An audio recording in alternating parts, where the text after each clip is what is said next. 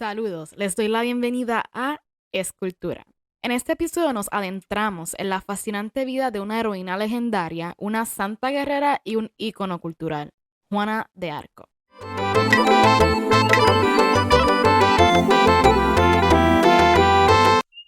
Sheryl Sandberg una vez dijo, en el futuro no habrá mujeres líderes, solo habrá líderes. Antes de hablar de quién fue Juana de Arcos, hay que dar un contexto histórico de la Guerra de los 100 años.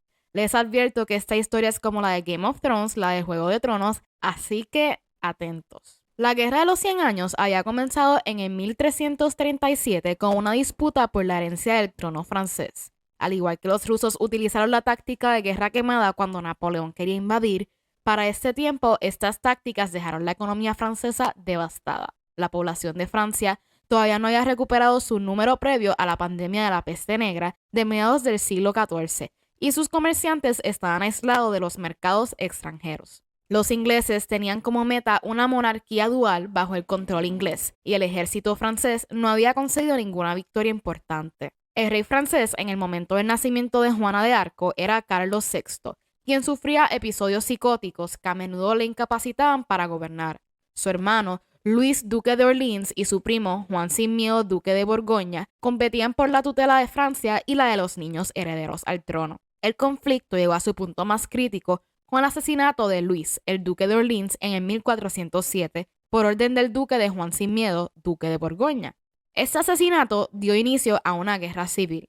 El joven Carlos de Orleans sucedió a su padre como duque y fue puesto bajo la custodia de su suegro Bernardo, conde de Armagnac. Su partido, por decirlo así, se conoció como el Armagnac, y el partido contrario, dirigido por el duque de Borgoña, se llamaba la facción de Borgoña. Enrique V de Inglaterra se aprovechó de estas divisiones cuando invadió el reino en el 1415, apoderándose de muchas ciudades del norte de Francia durante una campaña 2 años después. En el 1418, los borgoñones tomaron París y masacraron a Bernardo, conde de Armagnac, y sus 2.500 seguidores. El futuro rey francés Carlos VII asumió el título de Delfín, el heredero del trono, a la edad de 14 años después de las muertes consecutivas de sus 4 hermanos mayores.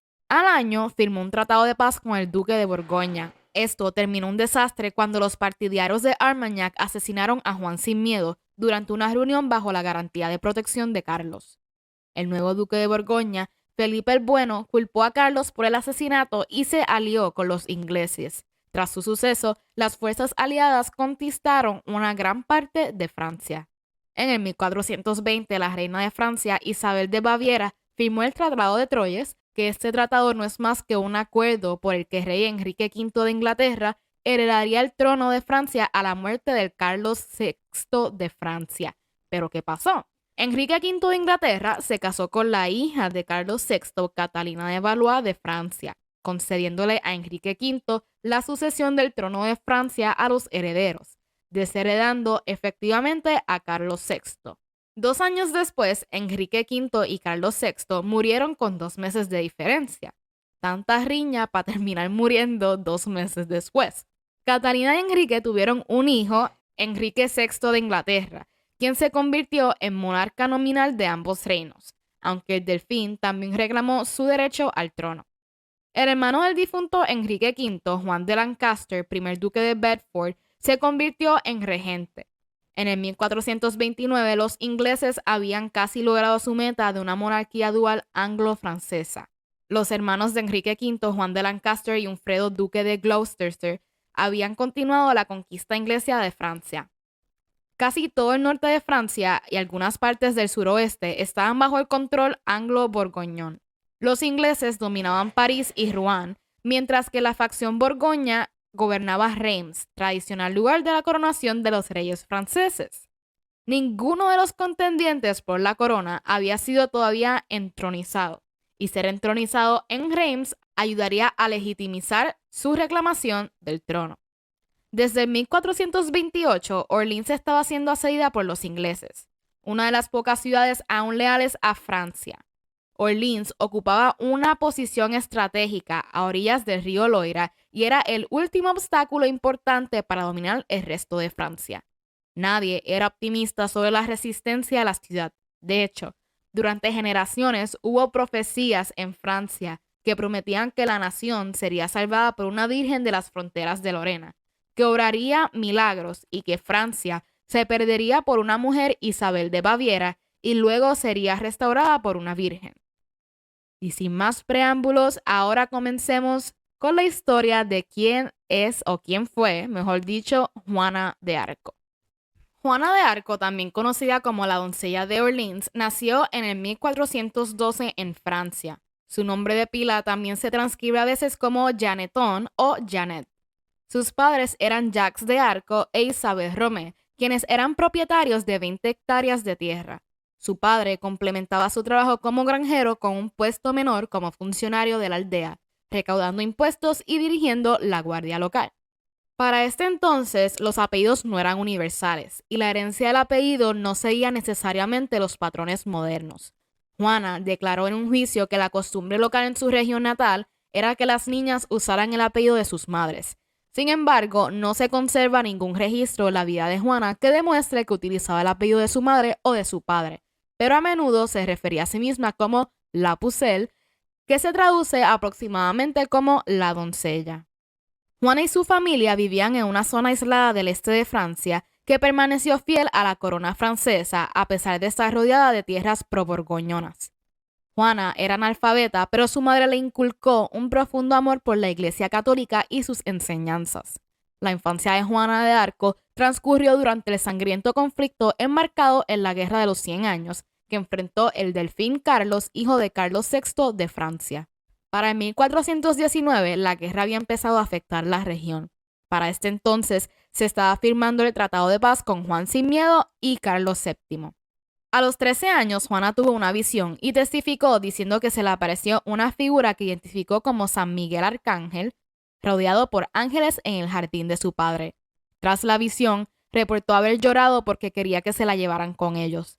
A lo largo de su vida, siguió teniendo visiones de San Miguel, así como Santa Margarita Virgen y Santa Catalina de Alejandría.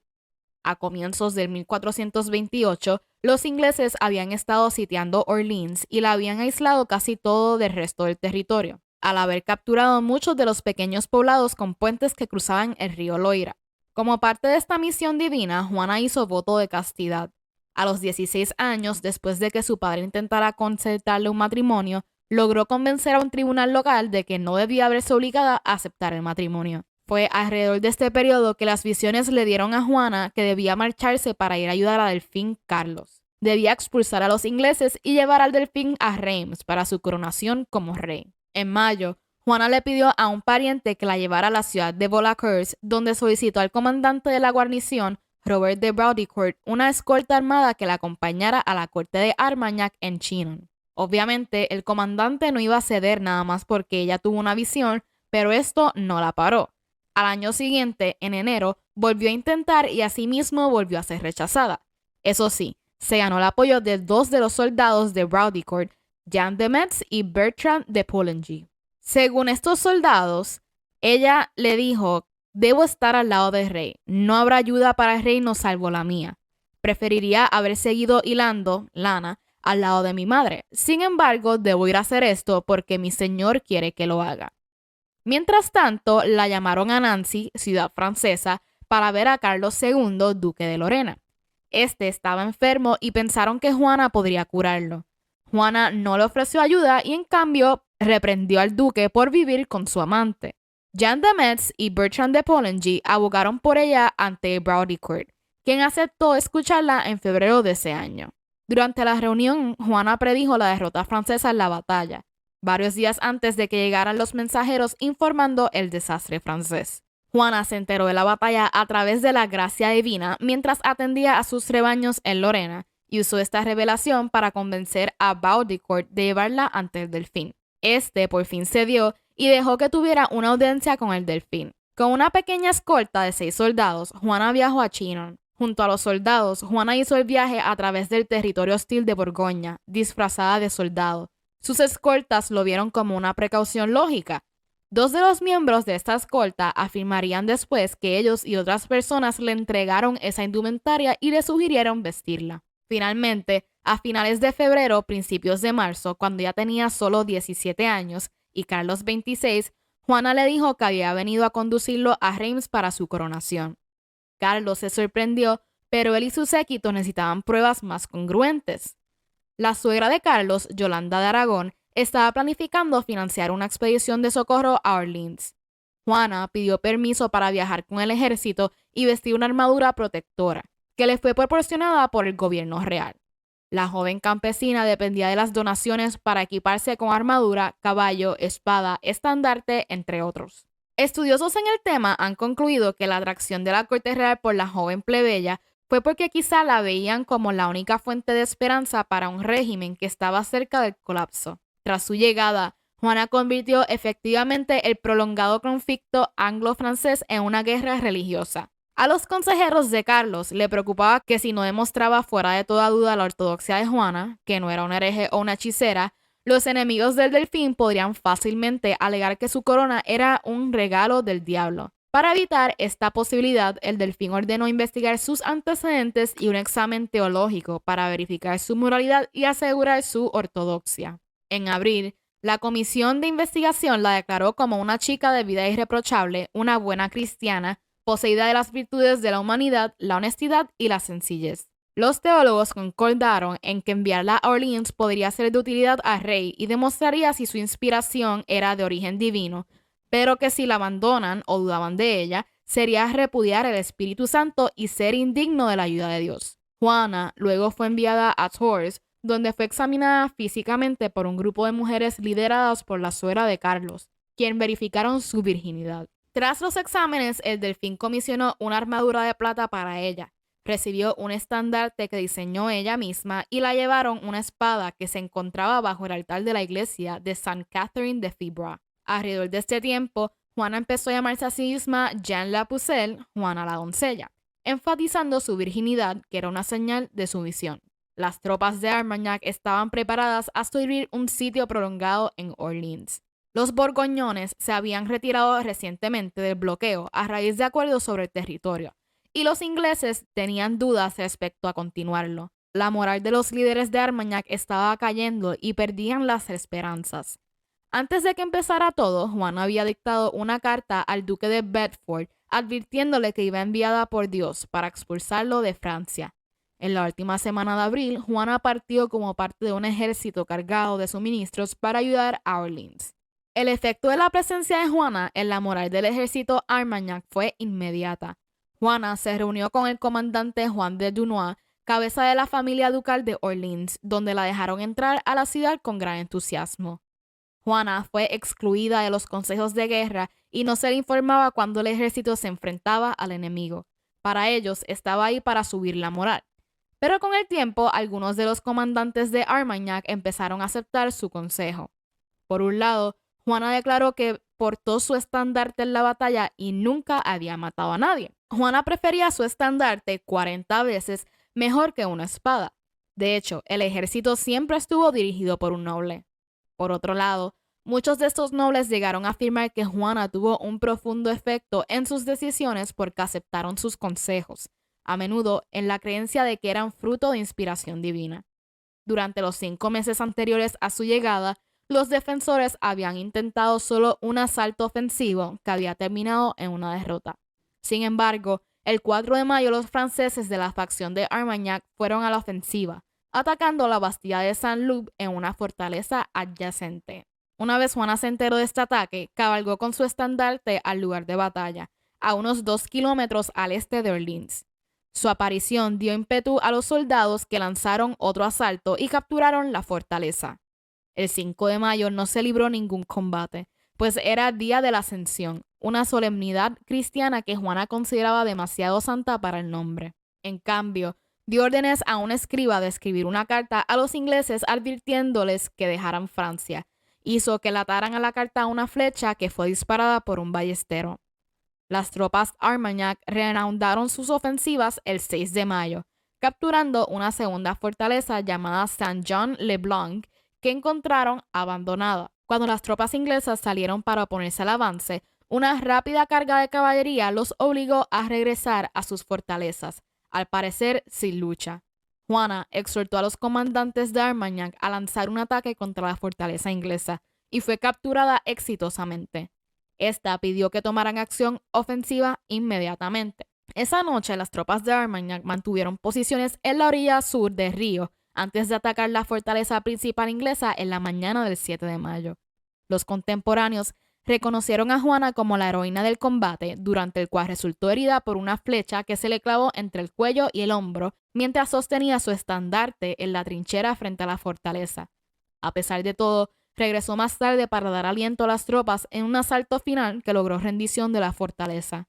Los ingleses se retiraron de Orleans al día siguiente, con lo cual acababa un ataque que había durado casi 7 meses. En Chinon, Juana había declarado que iba enviada por Dios. Cuando se le pidió que mostrara una señal que demostrara esta afirmación, Juana había prometido que proporcionaría una señal si era llevada a Orleans. El levantamiento del asedio fue interpretado por muchas personas como esa señal, con lo cual se ganó el apoyo de destacados clérigos. Para los ingleses, en contraste, la habilidad de esta campesina para derrotar a sus ejércitos era considerada una prueba de que el diablo la poseía. El medievalista británico Beverly Boyd señaló que esta acusación no era solo propaganda, sino una creencia sincera entre los ingleses, porque la idea de que Dios estaba apoyando a los franceses a través de Juana no beneficiaba en absoluto a los ocupantes anglosajones. Mientras tanto, Juana insistió en que las tropas de Armagnac debían avanzar sin demora hacia Reims para coronar al Delfín. Carlos dio su permiso para que se llevara a cabo un plan de recuperación de puentes cercanos sobre el río Loira como preludio para un avance general hacia Reims, en cuya catedral se celebraría su consagración como rey de Francia.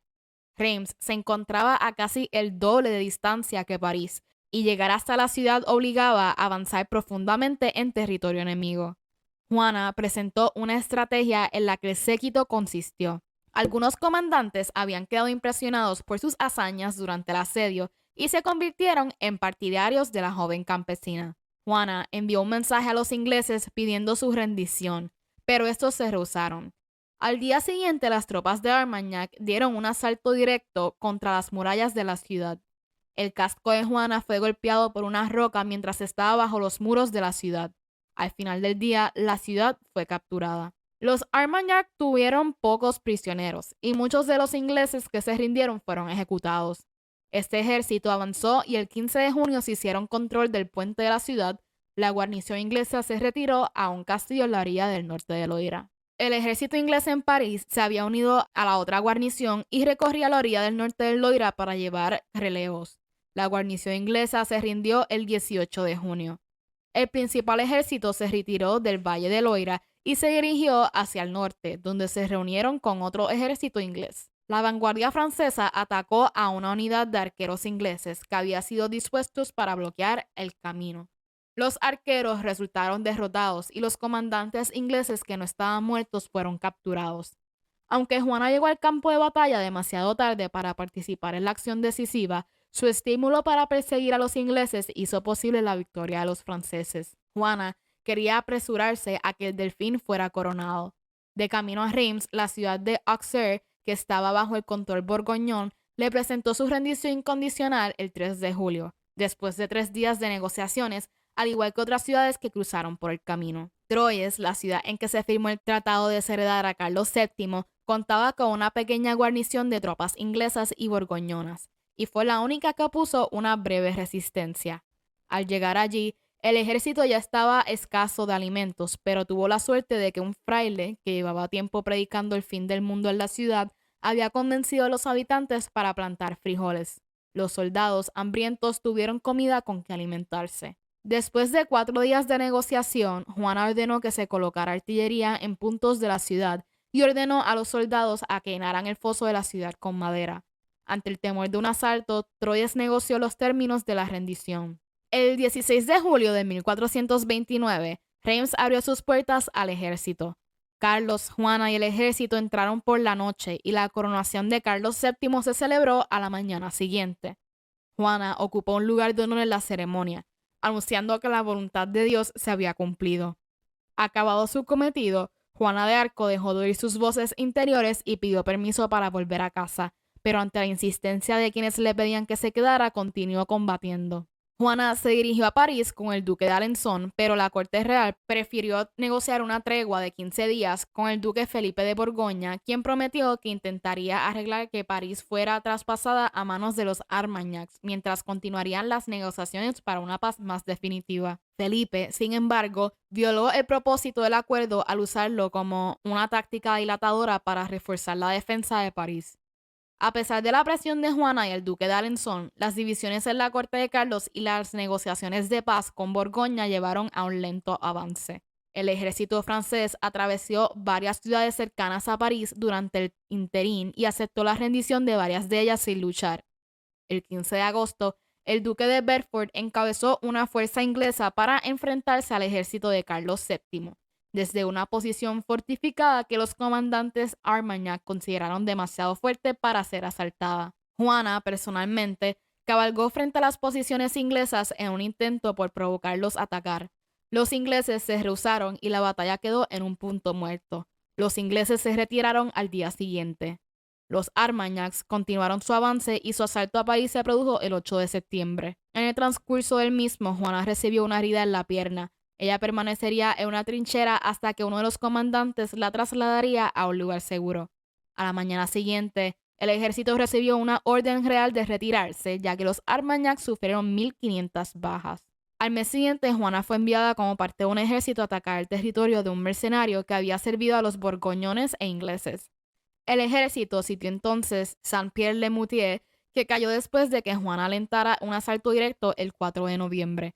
Por siguiente, el ejército intentó sin éxito tomar la Charité-sur-Loire en noviembre y diciembre. El 29 de diciembre, Juana regresó a la corte al enterarse de que ella y su familia habían sido ennoblecidos por Carlos VII como recompensa por sus acciones. En los siguientes meses estuvo vigente una tregua con los ingleses que se había negociado antes del ataque de París y que se le extendió hasta Pascua de 1430. Juana centró su atención en otros asuntos. El 23 de marzo dictó una carta amenazadora a los husitas, un grupo disidente que había roto con la Iglesia Católica sobre varios puntos doctrinales y había derrotado a varias cruzadas anteriores enviadas contra ellos. La carta de Juana prometía eliminar su locura y superstición sucia, arrebatándole su herejía o sus vidas. Juana era una católica ferviente que odiaba todas las formas de herejía. También envió una carta desafiando a los ingleses a dejar Francia y marchar con ella a Bohemia, a derrotar a los hussistas, una propuesta que no recibió respuesta. La tregua con Inglaterra llegó rápidamente a su fin. Este mes de marzo, el duque de Borgoña había empezado a reclamar pueblos que lo habían sido cedidos por tratados, pero que no se habían sometido a él. Muchos de estos pueblos estaban en áreas que los Armagnacs habían recapturado en el curso de los meses previos. Juana partió con una compañía de voluntarios para ayudar a la ciudad.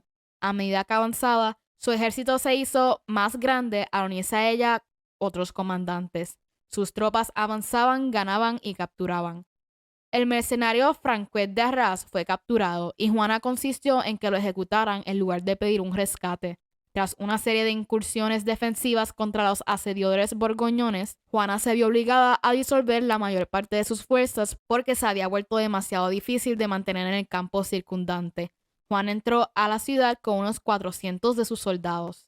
Cuando sus tropas se retiraban hacia las fortificaciones cercanas ante el avance de una fuerza de 6.000 borgoñones, Juana permaneció con la retaguardia que fue rodeada por el enemigo, y ella acabó derribada de su caballo por un arquero. Aceptó rendirse ante un noble del bando borgoñón. Juana intentó escapar múltiples veces hasta saltar de una torre de 21 metros. Los ingleses negociaron con sus aliados borgoñones la transferencia de su custodia. El acuerdo definitivo exigía que los ingleses pagaran la suma de 10.000 libras de Turena. Una vez entregada, la llevaron a la ciudad de Rouen. Los franceses de la facción de Armagnac intentaron rescatarla varias veces, lanzando ofensivas militares hacia Rouen. Carlos VII amenazó con vengarse de las tropas de Borgoña que la habían capturado y de los ingleses y las mujeres de Inglaterra en represalia.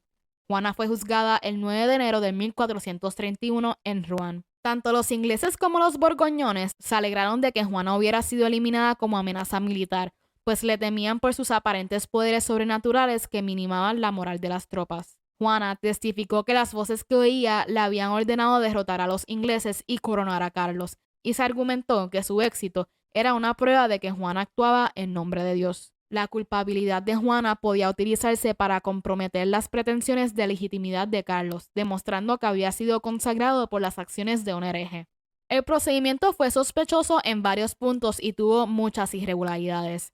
Juana debía haber estado en manos de la iglesia durante el juicio y custodiada por mujeres. En cambio, estaba encarcelada por los ingleses y custodiada por soldados ordinarios al servicio del duque de Bedford.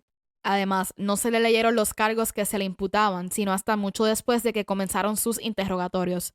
Los procedimientos de interrogatorio estuvieron por debajo de los estándares inquisitoriales, sometiendo a Juana a largos interrogatorios sin asesoramiento legal.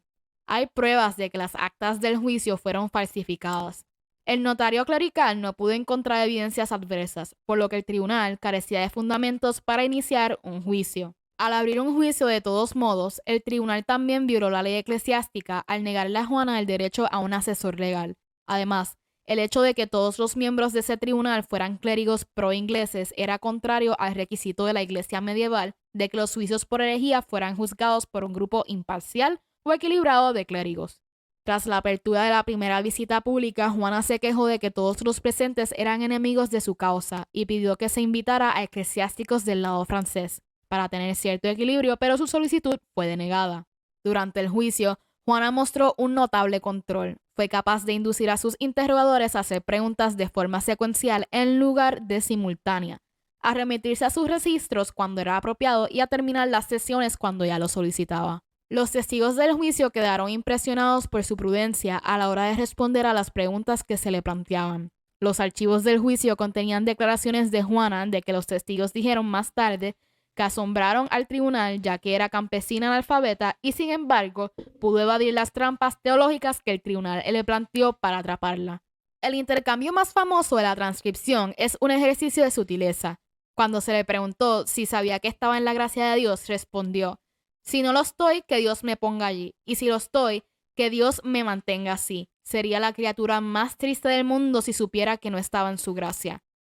Esto era una pregunta trampa porque la doctrina de la iglesia sostenía que nadie podía estar de seguro de contar con la gracia de Dios. Si hubiera respondido que sí, habría sido acusada de herejía. Si hubiera respondido que no, entonces habría confesado su propia culpa. El 23 de mayo, Juana fue formalmente reprochada por el tribunal. Al día siguiente fue llevada al patio de la iglesia de abadía de San Gwen para ser condenada públicamente. Cuando comenzaron a leer su sentencia, Juana, bajo amenaza de ejecución inmediata, aceptó someterse y firmó un documento de abjuración. La abjuración es la retracción que hace el hereje convertido de los errores de la organización a que pertenecía, prometiendo con juramento no volver a ellos y profesar constantemente la doctrina de la Iglesia Católica. Juana no entendió esto, tras lo cual el tribunal sustituyó esta abjuración por otra diferente en el archivo oficial de la causa. Debido a que el tribunal buscaba acabar con la vida de Juana, esta fue acusada de travestismo. Como parte de su abjuración, Juana tuvo que renunciar a llevar ropa de hombre. Cambió su ropa por un vestido de mujer y permitió que le afeitaran la cabeza. Sin embargo, se la mantuvo bajo custodia inglesa en lugar de trasladarla a una prisión eclesiástica. Fue devuelta a su celda y la mantuvieron encadenada. Días después de su abjuración, ella le dijo a un miembro del tribunal que un importante lord inglés había entrado en prisión y tratado de tomarla por la fuerza. Volvió pues a vestirse como hombre, quizás para tratar de evitar un abuso sexual o según testimonio de Jean Monsieur, porque los guardias le habían quitado su vestido y no tenía nada más que ponerse. Según el acta de juicio, Juana dijo que había vuelto a vestirse con ropa de hombre porque era más apropiado que se vistiera como un hombre mientras estaba detenida con guardias masculinos, y que los jueces habían roto su promesa de dejarla ir a misa y liberarla de sus cadenas. Afirmó que si cumplían sus promesas y la colocaban en una prisión decente, sería obediente. El hecho de que volviera a vestir ropa de hombre fue interpretado por el tribunal como una recaída en el delito de herejía por travestismo. La doctrina católica medieval sostenía que el travestismo debía evaluarse en función del contexto, tal y como lo establece la Suma Teológica de Santo Tomás de Aquino, que dice que la necesidad sería una razón permisible para trasvestirse. Esto incluiría el uso de ropa como protección contra la violación. Al día siguiente, 42 asesores fueron convocados para decidir el destino de Juana. 2 recomendaron que fuera abandonada a los tribunales seculares inmediatamente. Los restantes recomendaron que se le leyera y explicara la abjuración. Al final, todos votaron por unanimidad que Juana era una hereje rescindente y que debía ser abandonada al poder secular. Al intentar distanciarse de una acusada de hereje y bruja, el rey francés no hizo ningún intento de negociar la liberación de Juana. En mayo de 1431, Juana cedió y firmó una confesión negando haber recibido alguna vez guía divina. Sin embargo, varios días después desafió las órdenes vistiéndose nuevamente con ropa de hombre y las autoridades pronunciaron su sentencia de muerte. El 30 de mayo de 1431 por la mañana se le permitió recibir los sacramentos a pesar de haber sido excomulgada. Después fue llevada directamente al mercado viejo de Rouen, donde se le leyó públicamente su sentencia de condena. Fue entregada directamente a los ingleses y atada a una alta columna de yeso para ser ejecutada en la hoguera. Atada al alto pilar, pidió a los frailes que sostuvieran un crucifijo ante ella. Un soldado inglés fabricó una pequeña cruz que ella besó y colocó en su vestido junto a su pecho. Lo abrazó antes de que le ataran las manos y fue mantenido ante sus ojos durante su ejecución. A los 19 años, Juana fue ejecutada en Normandía, Francia. Una vez muerta, los ingleses esparcieron las brasas para exponer su cuerpo carbonizado, y casi nadie afirmara que había escapado con vida. Después quemaron sus restos 2 veces más para reducirlos a cenizas y evitar que se recogieran como reliquias, tras lo cual arrojaron sus restos al río Sena. La ejecución de Juana no cambió la situación militar, aunque sus triunfos habían levantado la moral de los Armagnacs, y los ingleses no fueron capaces de recuperar su impulso. El uso agresivo de la artillería y los asaltos frontales que había empleado Juana de Arco influyeron en las tácticas francesas en el resto de la guerra. Carlos VII conservó la legitimidad como rey de Francia a pesar de la coronación rival que se celebró para Enrique VI en la Catedral de Notre Dame de París el 16 de diciembre de 1431. Antes de que Inglaterra pudiera reconstruir el poderío militar, perdieron su alianza con Borgoña con la firma del Tratado de Arras en el 1435. El duque de Bedford murió ese mismo año y Enrique VI se convirtió en el rey más joven de la historia de Inglaterra en gobernar sin un regente. Su débil liderazgo fue probablemente el factor decisivo en el final de tan prolongado conflicto en Francia. La guerra terminó 22 años después de la muerte de Juana con una victoria francesa en el 1453. Tras el final de la Guerra de los 100 años, se abrió un nuevo juicio póstumo sobre el caso de Juana de Arco. El 15 de febrero de 1450, pocos meses después de recuperar Rouen, Carlos había ordenado a que abrieran una indagación. En una breve investigación se concluyó que el juicio de Juana como hereje había sido arbitrario. Había sido una prisionera de guerra tratada como una presa política y había sido condenada a muerte sin fundamento. En 1452 abrieron una segunda investigación sobre el juicio de Juana. Inmediatamente después de la investigación, se concedió una indulgencia a los que participaron en la procesión del 8 de mayo y en las ceremonias en honor a Juana, que conmemoraban el levantamiento del asedio. 2 años después se le envió al Papa Nicolás V una petición de la madre de Juana, Isabel Romé, y de los 2 hermanos de Juana, Juan y Pedro, donde se presentaba un resumen de las conclusiones a teólogos, abogados y profesores, donde la mayoría emitieron opiniones favorables a Juana. A comienzos de 1455, el Papa Nicolás V murió y Calixto III se convirtió en el nuevo Papa. Calixto concedió permiso para un juicio de rehabilitación o un juicio de anulación. El propósito era investigar si el juicio de condena y su veredicto se habían realizado de manera justa y de acuerdo con el derecho canónico. El 7 de noviembre, la madre Juana presentó públicamente una petición formal para la rehabilitación de su hija, donde terminaron describiendo a Juana como una mártir. La razón técnica de su ejecución había sido una ley bíblica sobre su vestimenta. El 7 de julio de 1456, el tribunal declaró que el juicio original era injusto y engañoso. La abjuración de Juana, la ejecución y sus consecuencias fueron declaradas nulas. El tribunal decretó que se erigiera una cruz en el lugar donde fue quemada. En 1909, Juana de Arco fue beatificada por el Papa Pío X. Fue canonizada como santa de la Iglesia Católica el 16 de mayo de 1920 por el Papa Benedicto XV y fue proclamada como patrona de Francia. Juana de Arco se convirtió en una figura semilegendaria durante los 4 siglos posteriores a su muerte. Las principales fuentes de información sobre ella son crónicas como los 5 manuscritos originales de su juicio de condena que aparecen en antiguos archivos durante el siglo XIX. Hasta la fecha, ninguna persona en la Edad Media, hombre o mujer, ha sido objeto de más estudios.